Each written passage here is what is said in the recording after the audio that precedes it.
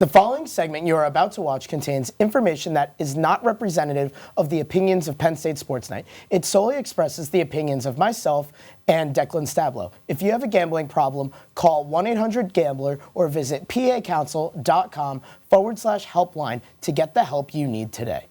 We're in that time of the year where everyone in sports begins to start thinking they can predict anything, and that includes us. With the Super Bowl right around the corner, March Madness being next month, and even the NFL draft further down the line, my co-host Declan Stablow and myself, Joey David, will be using this time to highlight some Super Bowl prop bets and even throw down a futures bet that we believe will send us home happy.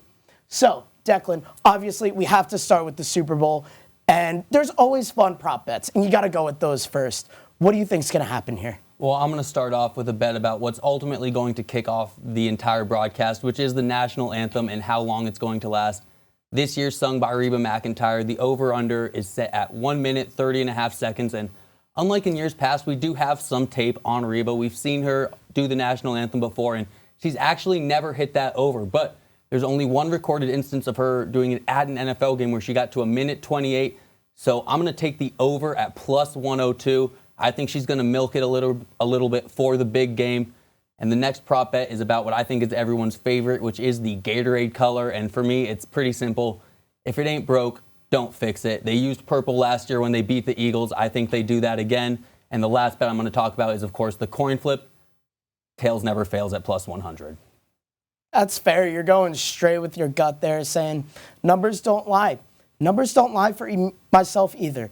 And that's why I think the Gatorade's going to be orange this year. It's there at plus 500, which is kind of lower down the list.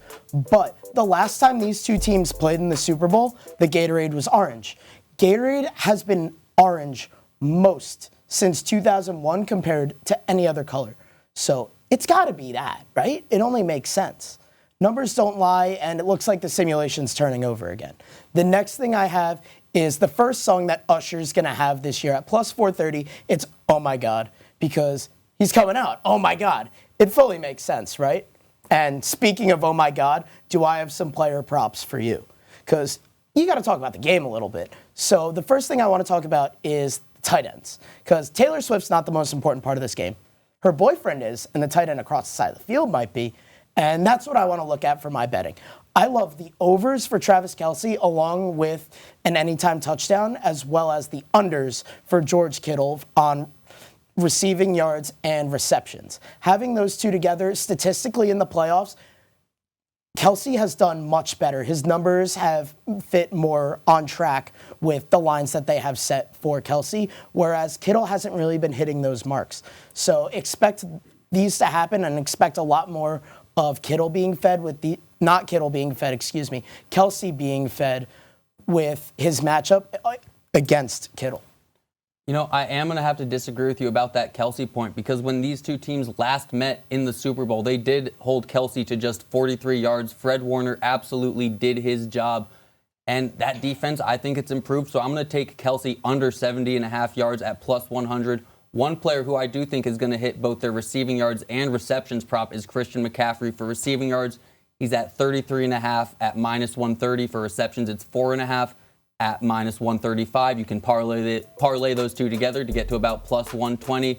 And based on his statistical averages throughout the playoffs, he is expected to meet that mark. But the real reason I think he's going to get there is because the Chiefs' defense is really anchored by a very strong secondary, and I think they're going to be clogging up those downfield passing lanes, leading to a lot of checkdowns to Christian McCaffrey.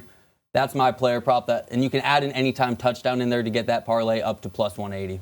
Gotta love throwing a good parlay, and you know who loves throwing checkdowns as well? Brock Purdy. So kind of links together and makes sense. But finally, you and I can't be liars. I said we would throw down a futures bet. What future do you have here?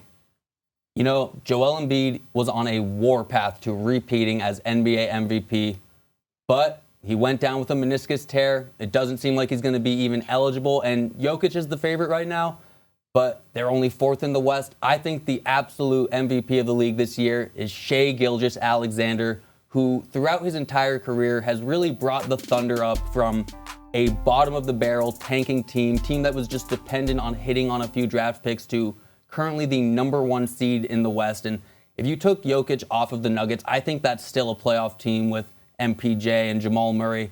If you take my second choice, which is Jason Tatum off the Celtics, they still have Jaylen Brown, Kristaps Porzingis, Derek White. Those are still playoff teams.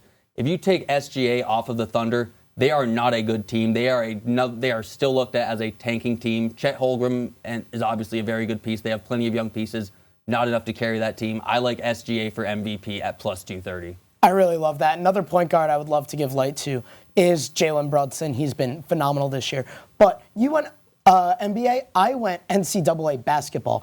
I think Duke's going to win this year. I think they have just such a complete team this year, and the odds looked phenomenal for them. And you can always count on Duke to do well. And I think this team's very balanced, and they can play at all different types of tempos. And I feel like that's really going to help them throughout this March really succeed. Well, that is it for this edition of Penn State Sports Night, Sports Betting Edition. Let us know in the comments if you'd consider tailing any of our mortal locks, or if you think that we just made a nice donation to the sportsbook of our choice. For Declan Stablow, I'm Joey David. Thanks for watching. Leave a like and have a good night.